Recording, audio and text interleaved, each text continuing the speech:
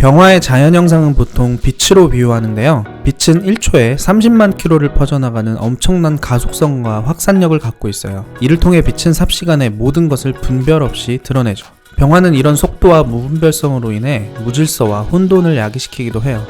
그러나 역설적이게도 우리는 빛이 있기에 세상의 무질서를 깨달을 수 있습니다. 그리고 화기운인 병화는 그 뜨거움으로 용광로에도 비유되는데요. 모든 것을 녹이는 용광로의 무질서는 금속을 재련할 목적으로 의도된 것이죠. 이와 같이 병화는 양의 극단임과 동시에 음이 태동하는 자리예요. 우리는 이런 모순과 역설 속에서 함축된 진리를 깨닫게 되고 전환과 혁명이 필요함을 알게 되죠. 이런 빛의 역설이 머무는 곳이 바로 병화인 것입니다. 이런 병화의 모습은 운기설의 병신합수 작용으로도 이해할 수 있는데요. 병화는 신금과 합화하며 수기운으로 나아갑니다. 화기운에서 금기운으로 전환되는 금화교역을 통해 장기적인 보존을 의미하는 수기운을 얻으려는 거죠. 만약 이런 작용이 없다면 병화는 끊임없는 확장을 멈추지 못해 에너지를 모두 소진하고 소멸해버리고 말 거예요. 계묘년은 땅에서는 목기운, 하늘에서는 수기운이 들어오는 해인데요. 계절적으로 봄인 동시에 수생목 구조도 좋기 때문에 목기운이 왕해지는 시기라고 할 수 있어요. 그런데 지지묘목은 목기운의 왕지라고 해서 화기운을 생하려고 애쓰는 자리는 아닙니다. 오히려 천간의 개수를 장생하며 안정성을 도모하는 모습이죠.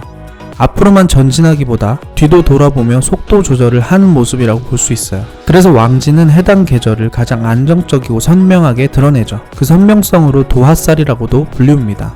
왕지가 있기에 해당 계절이 수행해야 할 임무를 완벽하게 수행할 수 있는 거죠. 그래서 병화일간 분들에게 계묘년은 무분별한 확장보단 템포를 조절하며 성장하는 시기가 될 거예요. 십성적으로 살펴보면 병화일간에게 천간 개수는 정관, 지지묘목은 정인의 역할을 부여받는데요. 정관은 관성으로 일간을 극하는 힘이고 정인은 인성으로 일간을 생해주는 힘이죠. 관성은 나에게 직간접적으로 책임을 부여하는 모든 것이에요. 그 책임을 잘 수행할 수 있다면 승진, 합격, 브랜드 가치 등을 얻을 것이고 책임을 잘 수행하지 못하면 망신, 불합격, 브랜드 가치 실추 등을 당하게 되죠. 더 안 좋은 운으로 작용할 경우 내가 하지 않은 일에 대해 억울한 책임을 요구받을 수도 있어요. 그래서 부정적 의미로는 관살이라고 불리우기도 합니다. 병화일간에게 계묘년은 이런 관성인 개수가 인성인 묘목에 기반을 두고 있는 운인데요. 인성은 나를 직간접적으로 성장시켜야 하는 모든 것이에요. 수용을 잘하면 엄마의 사랑, 학습 능력, 노하우, 자격, 공신력 등을 얻을 것이고 수용을 잘 못하면 애정 결핍, 게으름, 의존성, 남탓 등의 모습을 보이게 되죠. 이런 관성과 인성의 작용이 동시에 작용할 경우 관인상생 혹은 살인상생이라고 하는데요. 책임을 부여받고 그 책임이 요구하는 것들을 잘 학습하고 수행해서 명예와 권한을 동시에 얻는 모습이라고 할 수 있죠. 그래서 계묘년의 병화일간 분들은 자신의 실력으로 명예를 안정적으로 확보해 나가는 긍정적인 운이 될 수 있어요. 병화일간 분들에게 계묘년은 정관, 정인으로 이루어진 관인상생으로 작용하기 때문이죠. 사주 구조에 따라 다르겠지만 과하지도 부족하지도 않은 안정적인 성장의 흐름이라고 볼 수 있습니다. 반면 이런 작용은 반대급부로 식상과 재성의 에너지를 약화시키는데요. 식상과 재성은 아웃풋을 늘리는 에너지로 확장성의 힘이죠. 자신의 시장 점유율, 사회적 세력 등을 확장하려는 모습으로 나타납니다. 병화일간 분들에게 계묘년은 이런 확장의 힘이 억제되는 운이라고 볼 수 있어요. 그러면 계묘년의 병화일간 분들은 재물운이 나쁜 것일까요? 아니요, 꼭 그렇진 않습니다. 계묘년의 힘을 잘 이해하고 현명한 전략을 세운다면 말이죠.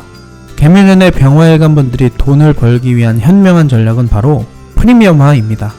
가격을 내리고 시장 점유율을 높이는 방식으로 이익을 늘리는 것이 아니라 품질에 대한 신뢰를 확보하고 브랜드 가치를 확립하는 것이죠. 브랜드 파워는 가격을 높여도 수요가 줄지 않는 탄탄한 이익 기반을 만들어줍니다.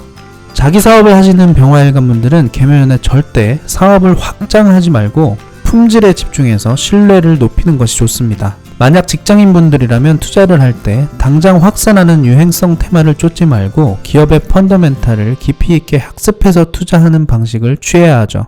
단발성, 확장성을 노리는 전략을 취하신다면 세운의 방해로 큰 낭패를 볼 수 있다는 걸 잊지 말아야 해요.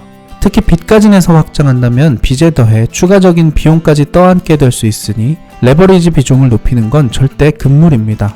세계 최대 기업 애플은 프리미엄 폰 시장에서 60%가량의 점유율을 유지하고 있는데요. 2위인 삼성전자는 16% 정도이죠.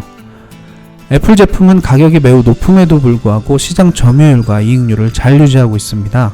이런 구조는 스티브 잡스의 후임 애플 CEO 팀 쿡의 관인상생 경영 마인드가 있었기에 가능했는데요. 팀 쿡이 취임했을 당시 애플이 계속해서 성장하기 위해선 중국 시장에서 우위를 점해야 했습니다.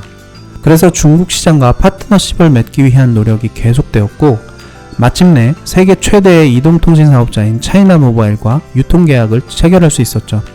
2010년 잡스가 경영할 당시 애플의 중국 매출 비중은 총 수입의 2%에 불과했지만 쿡이 취임한 이후 2년간 매출이 600%나 증가하며 총 수입 대비 매출 비중이 12%를 차지하게 되었어요. 그러나 얼마 후 애플은 품질 보증 문제로 부정적 언론 보도에 시달리게 되는데요. 고장난 아이폰을 새로운 제품이나 리퍼 제품으로 교환해주는 대신 품질 보증 기간 안에 수리만 해준다는 방침이 불만을 산 것이었죠. 또한 중국 법에 전자제품의 품질 보증 기간은 1년인데 반해 애플은 90일로 한정되어 있었기 때문에 자화자찬만 늘어놓는 실없는 기업이라는 언론의 비판을 받았어요. 이런 위기 상황에서 팀 쿡은 공식 사과문을 통해 문제를 인정하고 시정하겠다는 내용을 발표했습니다. 애플 커뮤니케이션의 부족으로 인해 우리의 태도가 교만해 보이거나 고객의 피드백을 경시하는 것처럼 여겨질 수 있다는 사실을 잘 알고 있으며 고객 여러분의 오해와 걱정을 사게 되어 심심한 사과의 말씀을 드립니다. 라는 내용이었죠. 그 후 애플은 결함이 있는 아이폰을 수리하는 것이 아니라 교체해주는 방향으로 품질 보증 조건을 전면 수정했어요. 동시에 각 지역의 판매 담당자를 철저히 교육하여 분란의 소지를 없애겠다고 약속했죠. 이런 책임지는 자세와 수용적인 태도가 바로 관인상생 마인드예요. 품질에 대한 신뢰를 확보함으로써 브랜드 가치가 확고해지며 긍정적 이미지가 심어지죠. 이처럼 관인상생은 식상과 재성을 약화시켜 단기적 손해를 유발할지라도 신뢰를 통한 장기적 이익 시스템을 구축해줍니다. 애플이 현재까지 세계 최고의 기업일 수 있는 이유는 스티브 잡스라는 파괴적 혁신가 이후 팀 쿡이라는 관인상생형 리더가 있었기 때문이라고 해도 과언이 아니죠.